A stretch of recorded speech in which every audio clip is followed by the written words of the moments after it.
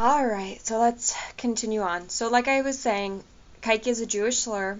So this goes back into the negative connotations and why Lionel threw the keys into the lake. The keys that symbolize kind of being like his father, but also, the keys, his mother's keys to his heart sort of thing. But a good chunk of it is being like his father and having that same keychain with keys on it.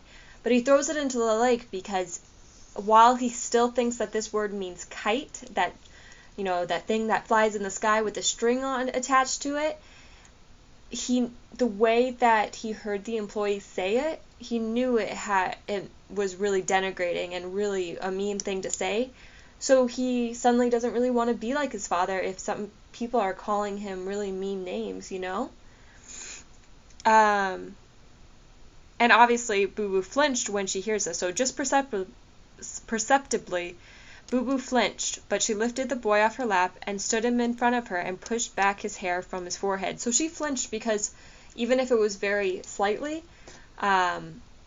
she knows that it's a Jewish slur and, it's probably been used against her many times. She did, huh? She said. Lionel worked his head up and down emphatically. He came in closer, still crying, to stand between his mother's legs. Well, that isn't too terrible, Boo Boo said, holding him between the two vices of her arms and legs. That isn't the worst that could happen. She gently bit the rim of the boy's ear. Do you know what a kike is, baby? Lionel was either unwilling or unable to speak up at once. At any rate, he waited till the hiccuping aftermath of his tears had subsided a little. Then his answer was delivered, muffled but intelligible, into the warmth of Boo Boo's neck. It's one of those things that go up in the air, he said, with string you hold. The better to look at him, Boo Boo pushed her son slightly away from her. Then she put a wild hand inside the seat of his trousers, startling the boy considerably, but almost immediately withdrew it and decorously tucked in his shirt for him. Tell you what we'll do, she said. We'll drive to town and get some pickles and some bread, and we'll eat the pickles in the car, and then we'll go to the station and get Daddy. And then we'll bring Daddy home to make him take us for a ride in the boat. You'll have to help him carry the sails down, okay? Okay, said Lionel. They didn't walk back to the house. They raced. Lionel won. So let's break this part down because this is really the most important part when it comes to the main theme, the main idea, which the fact that first she starts with the idea or starts with the question, do you know what a kike is, baby? So she wants to know if he knows what the actual word means, that it is a Jewish slur. And as she's waiting for his answer, if it's yes or if he says no, and she's probably planning on telling him what it means. But then when he says, oh, it's like a kite, it's a kite, he mixes up the words, she decides that it's better to just let it go. And while she knows that he knows that it's negative, she doesn't know why it's negative.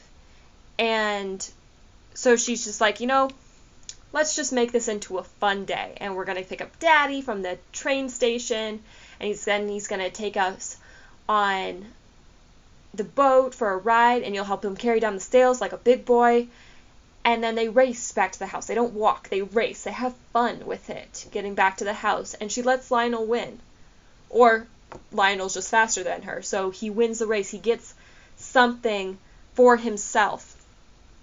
And in that style of that, and the fact that she's trying to make it into a fun day, the theme really goes into the fact that it's best, even in hard times, just to let a kid be a kid and not weigh them down with the troubles of the world. Because he has adulthood for that. He has his later life for that. She's realizing that it's best that he, even though he knows it's negative, that he doesn't really know the true reality of what that word means and what he'll probably have to face as a Jewish person in the world that they live in at that moment, even post-World War II.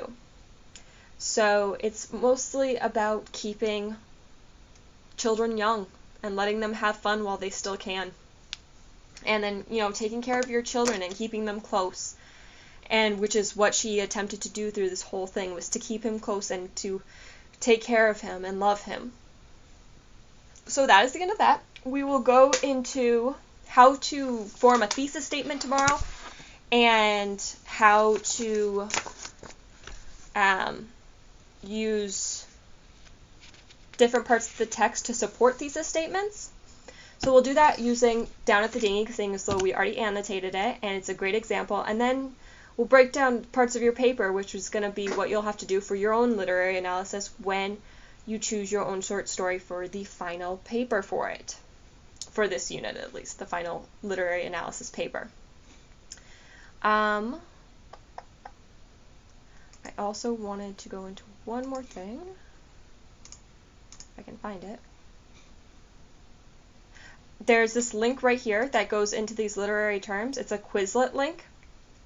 And it just gives you a nice handout of different literary analysis terms, just so that you have like this one nice document that you can go to with definitions of what the words mean and how you can use them with literary analysis. So I suggest that you go in here, make your own copy if you can, and save that into your folders because so that you don't have to keep on coming back to April 14th's page.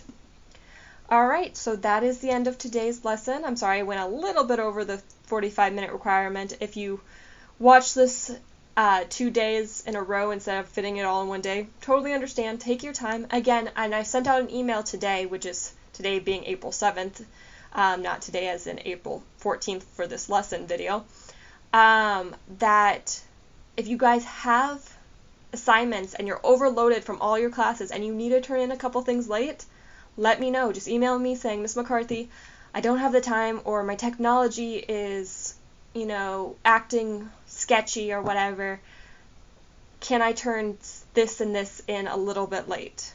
Just so that I know, one, that you know that it's due and that the due date is coming up. But then I also know that you need a little extra time, which is totally understandable. So please email me so that we can work that communication out. All right? Okay, so have a good rest of your day. Bye.